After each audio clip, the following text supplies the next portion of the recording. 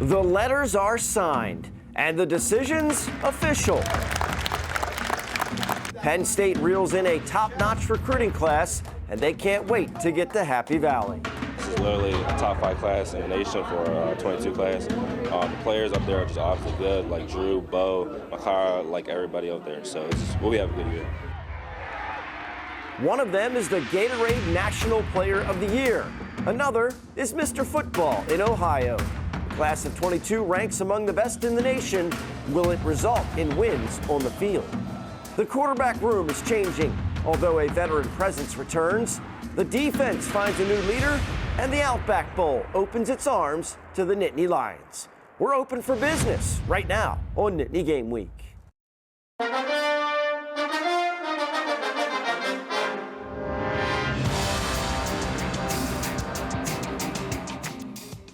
Hello, everyone, and welcome to Nittany Game Week. I'm Todd Sadowski, Jake Paterno, Tom Bradley. Now, when we started the show, guys, we talked about the end of the regular season and bowl game to decide if we should continue to do shows every week through the new year. And I'm sure glad we did, because there's a lot to talk about still.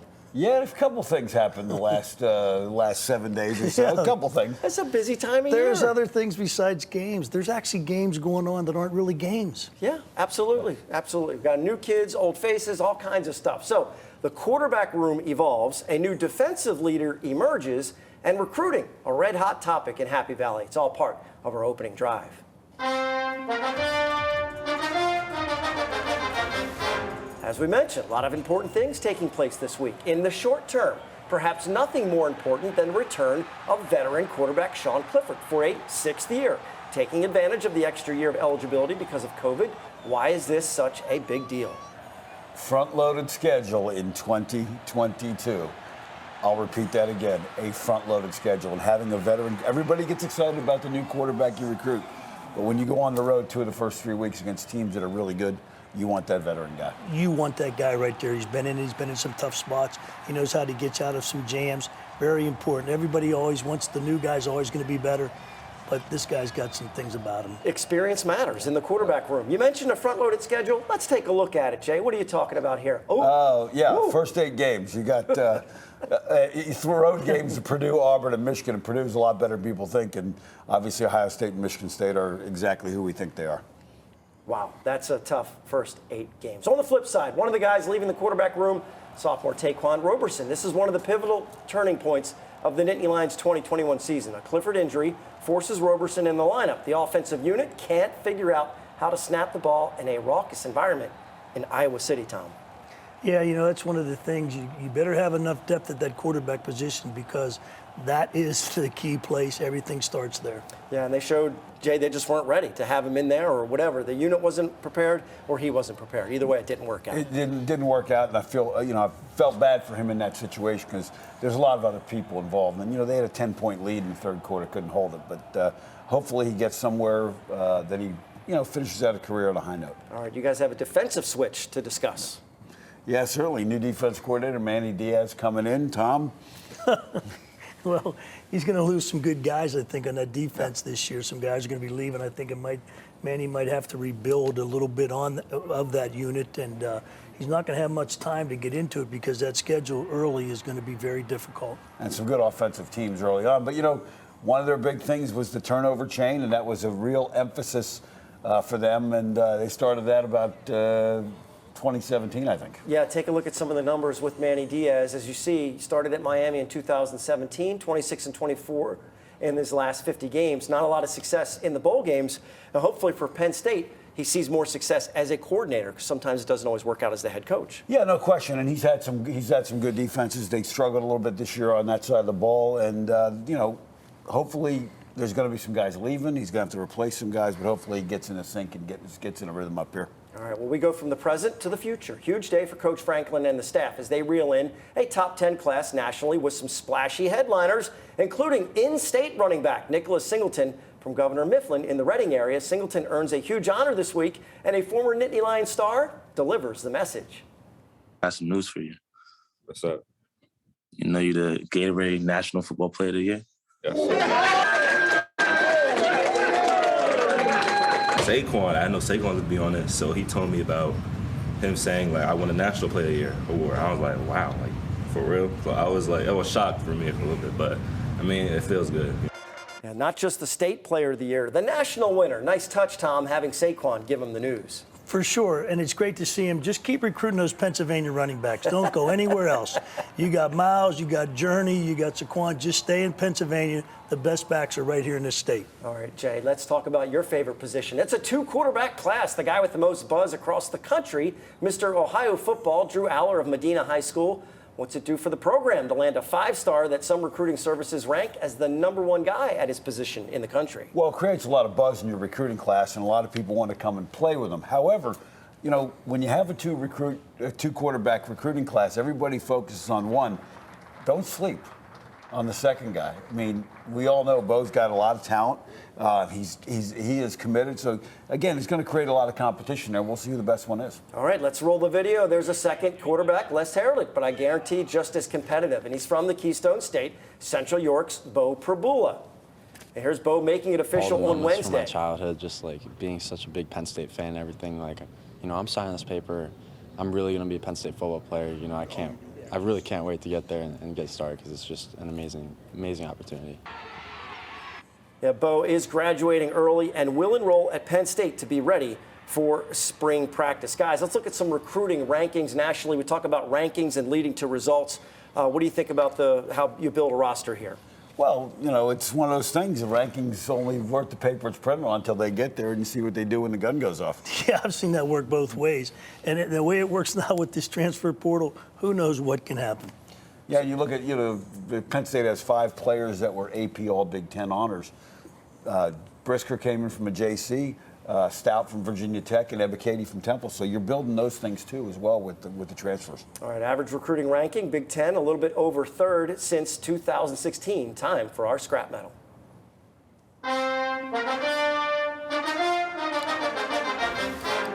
Tom, for this week's scrap medal, we talk about off-the-field stuff. Sean Clifford sets a good example in the classroom as well. For sure, and one of the great things about Sean, I don't blame him, come back and get to play with your brother. He got a 3.45 GPA in public relations and advertising. And I don't think people realize that Campbell Trophy has become one of the college football's most sought-after awards, recognizing an individual as the absolute best in the country for his combined academic success, football performance, and exemplary community leadership. Congratulations to him to being one of the 13 finalists. Still to come, our scouting report about recruiting. Coach Bradley, Coach Paterno break down some rankings, their relationship to results on the field. Stay tuned for more Nittany Game Week after this. Tom Bradley's Scrap Medal is sponsored by Team DUI, creating a safer and healthier environment for everyone in the Commonwealth. Scouting Report is sponsored by Penn State Health, giving you the care you want, where you want it. Visit PennStateHealth.org to find a provider near you.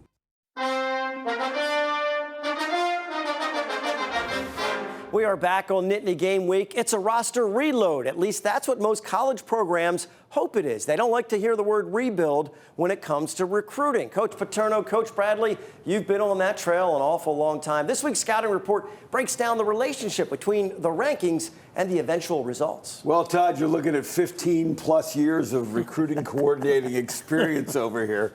And it's always, back then, it was always kind of a job nobody wanted. Yeah. So that's why we ended up with it, because we were kind of the runt of the litter, so to speak, of the coaching staff. But let's talk about the relationship between recruiting classes and the results.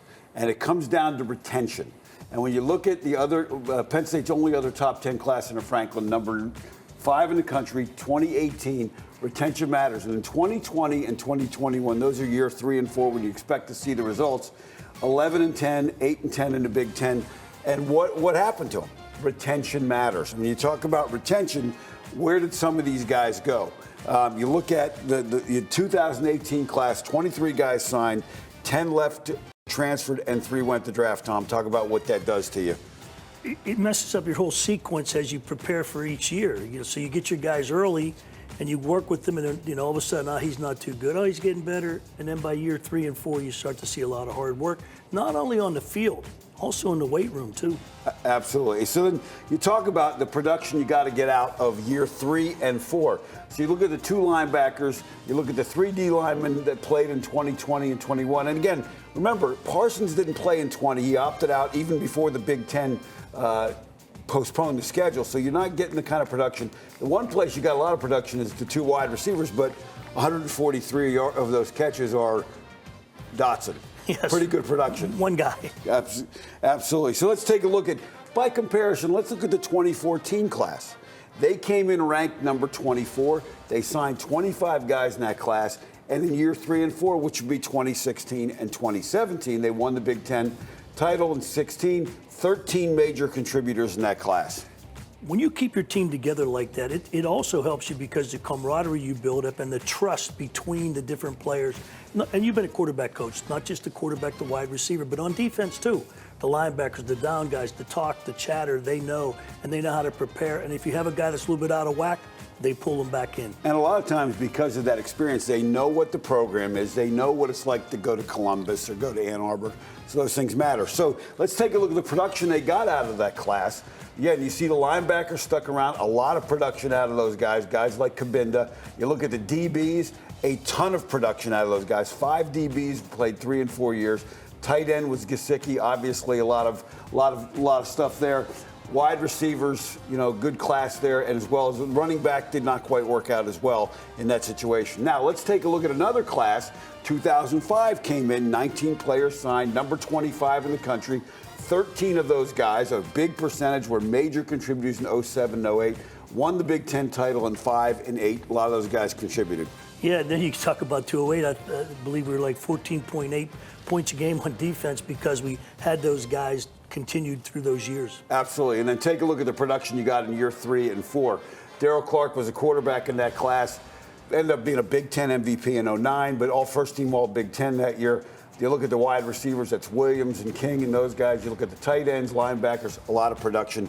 And again, those veteran guys stick around. We talk about retention. They make matters. you a good coach, too. Absolutely. And speaking of retention, Todd, we may retain you for a year 2. Okay, and hopefully you guys will stick around as well. We appreciate that. All right, certainly a lot of promise in the class of 2022. With early signing day in the rearview mirror, it's time to go bowling in the Sunshine State. The Outback Bowl may not be in the New Year's 6 rotation. It is a coveted New Year's location. They waste a little time and roll out the red carpet for both coaches in the upcoming January 1st matchup. Coach Franklin with a quick trip from State College to FLA, and Arkansas coach Sam Pittman also in attendance. It's a traditional Big Ten versus SEC showdown.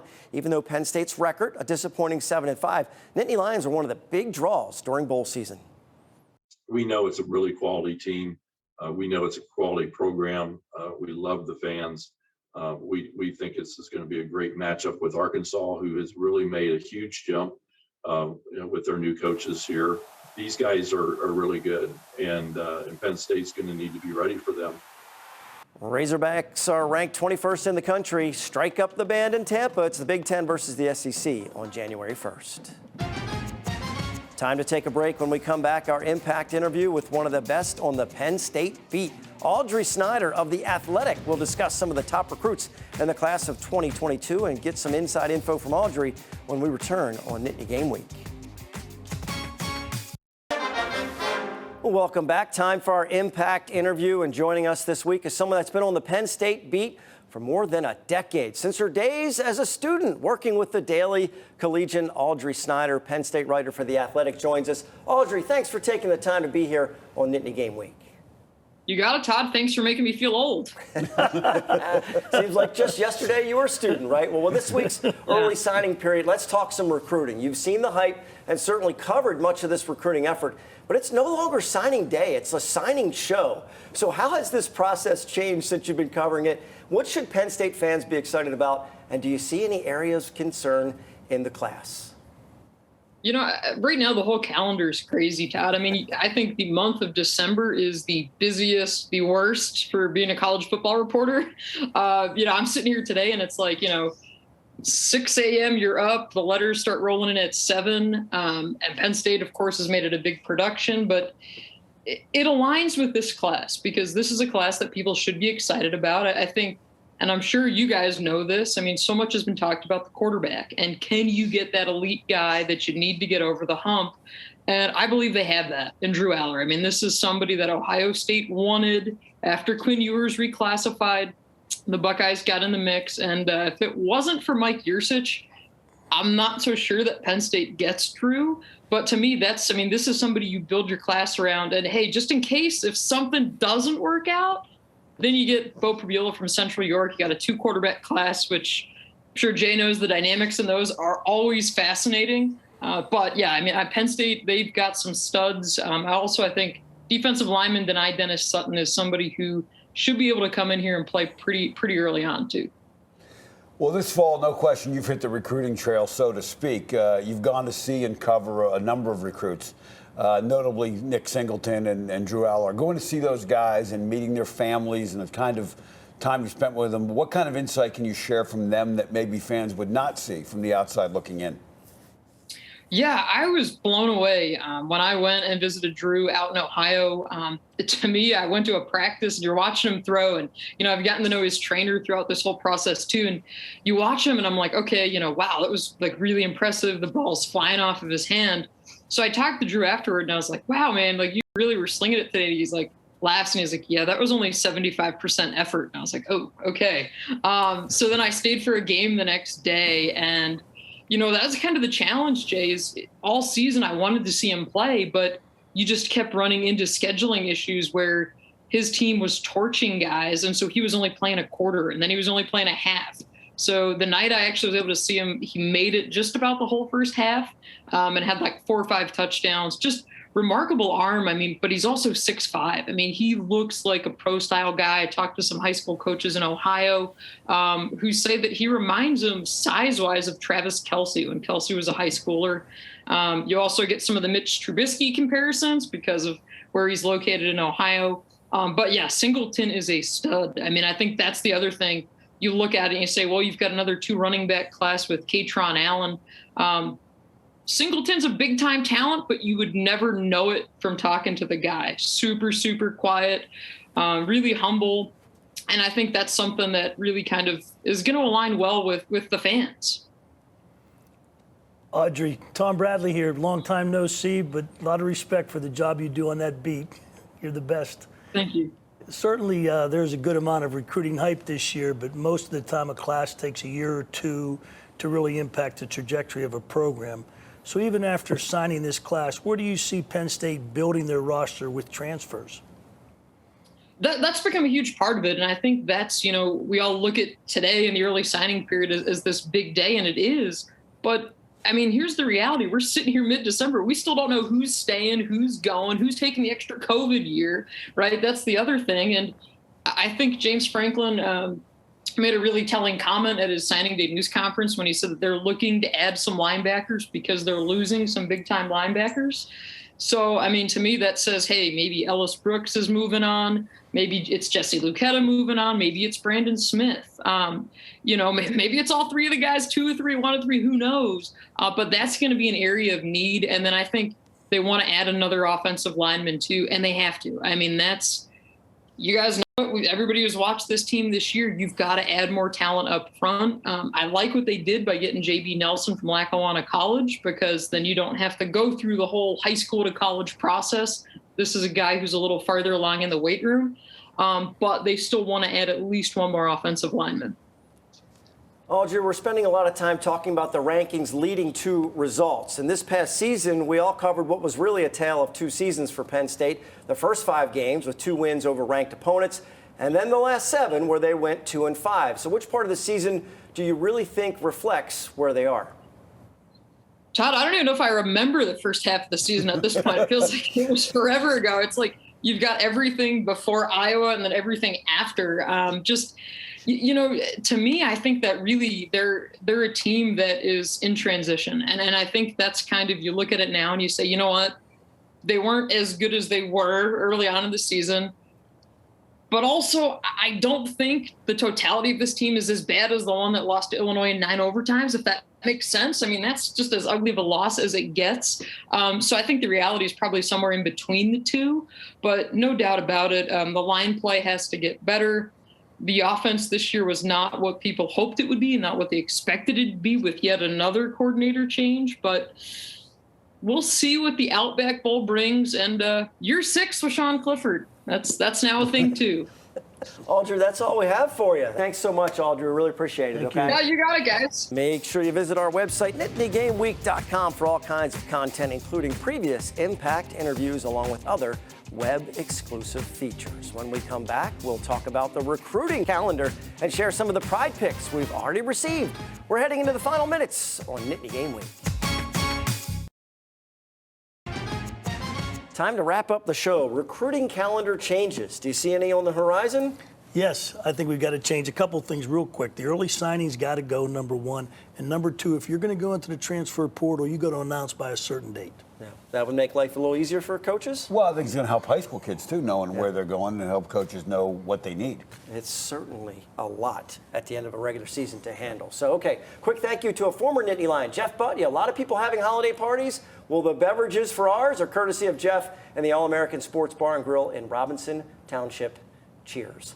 Don't miss our depth chart at NittanyGameWeek.com, which includes these local businesses. Our goal is to build a team in the community that supports the show and that you, in turn, support as a viewer to keep the hometown strong.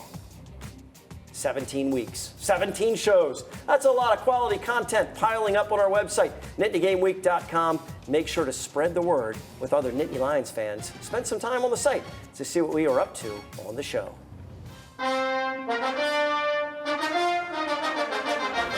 All right, we're going to get out of here. Tom has some Christmas shopping to do. Don't forget my name on your list. Were you naughty or nice, though? Nice, of course. For Jay and Tom, I'm Todd. Thanks so much for watching Nittany Game Week. We'll see you next time.